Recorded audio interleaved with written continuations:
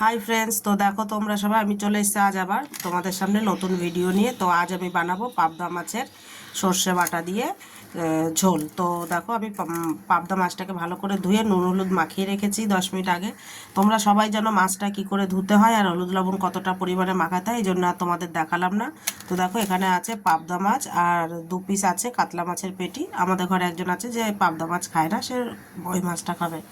তো আমি নুন হলুদ মাখিয়ে নিয়েছি দেখো সুন্দর করে। আর এদিকে কড়াই চাপিয়ে দিয়েছি, আবার কড়াইটা গরম হয়ে গেছে। এবার কিন্তু আমি এতে তেল দিয়ে দেবো। তেল পরিমাণ মতো। তেলটা গরম হতে দেবো। দেখো আমি তেলটা দিয়ে দিয়েছি, আর তেলটা কড়াইয়ের চারিদিকে আমি লাগিয়ে দেবো, যেহেতু মাছটা দিলে যাতে চারিদিকে লেগে না যায়। আজ তোমাদের একটা ছোট্ট টিপস দিই। একটা কথাতেই আছে, মাছ যত ধোবে তত মিঠে। মানে মাছটা যত বেশি ধোবে তত মাছের স্বাদ বাড়বে। তো তোমরাও কিন্তু মাছটা খুব সুন্দর করে ভালো করে পরিষ্কার করে বেশি করে ধোবে, বারবার করে ধোবে, যতক্ষণ না মাছ থেকে মাছের নোংরা রক্ত জলটা পরিষ্কার হয়ে সাদা জল বেরোচ্ছে ততক্ষণ মাছটা ধোবে। দেখবে মাছ খেতে আরও বেশি স্বাদ বেড়ে যাবে। তো দেখো তেলটা কিন্তু গরম হয়ে গেছে, তেল থেকে অলরেডি ধোয়া বেরোচ্ছে। তো এবার আমি একে একে মাছগুলো সব দিয়ে দেবো। দেখতে পাচ্ছ আমি 3 পিস মাছ দিয়ে দিচ্ছি, এর বেশি আর দেওয়া যাবে না, তাহলে ভেঙে যাবে উল্টানোর টাইমে। এবার 1 পিস হতে দিতে হবে। তো দেখো মাছটা আমি একটা উল্টে দিয়েছি, মাছটা 1 পিস হয়ে গেছে, আমি আর একটা উল্টে দেবো। দেখতেই পাচ্ছ অল্প মাছ দিলে সুবিধা এটাই হয় যে উল্টানোর সময় ভাঙে না। তো দেখো বন্ধুরা, আমার কিন্তু মাছটা 2 পিসই ভাজা হয়ে গেছে। এবার আমি মাছটাকে নামিয়ে নেব। তো দেখো বন্ধুরা, আমার মাছগুলো কিন্তু সব ভাজা হয়ে গেছে। এদিকে আমি শিলনোড়া নিয়ে নিয়েছি, আর শিলনোড়াতে দিয়ে দেবো পোস্ত। তোমরা দেখতে পাচ্ছ আমি জেকে পোস্ত নিয়ে নিয়েছি, 1 প্যাকেট 20 টাকা দামের 1 প্যাকেট পোস্ত নিয়ে নিয়েছি। এটাকে আমি এবার শিলে বেটে নেবো।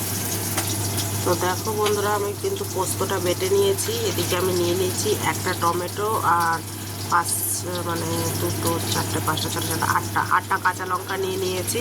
মাছগুলো সব আমার ভাজা হয়ে গেছে। এদিকে কড়াইতে আমি দিয়ে দেবো একটু কালো জিরে ফোড়ন।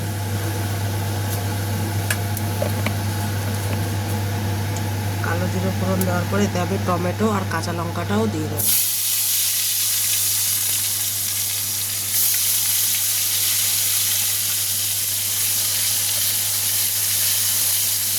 টমেটো আর লঙ্কাটাকে একটু ভালো করে কষিয়ে নিতে হবে।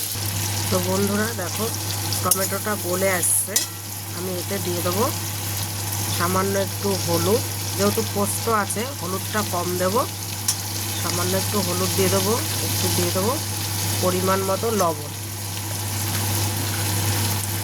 আমি নুন হলুদ আন্দাজটা বলতে পারি না, তোমরা তোমাদের মতো করে দিয়ে নেবে। যেহেতু আমার তরকারি কম থাকে তাই আমার তরকারি কম, আর মশলাটাও কম। দেখো একটু জিরের গুঁড়ো দিয়ে দেবো।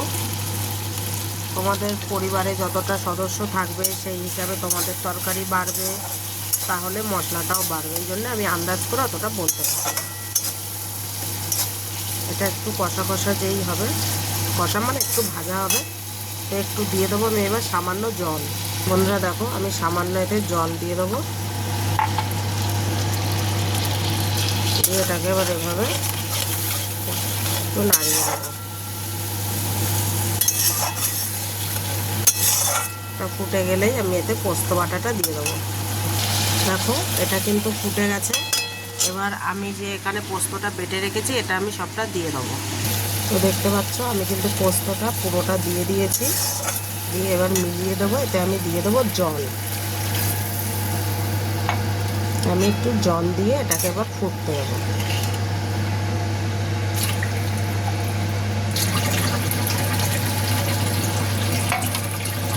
তো দেখো ঝোলটা কিন্তু ফুটে গেছে। এবার আমি এক এক করে সব মাছগুলো এতে দিয়ে দেবো।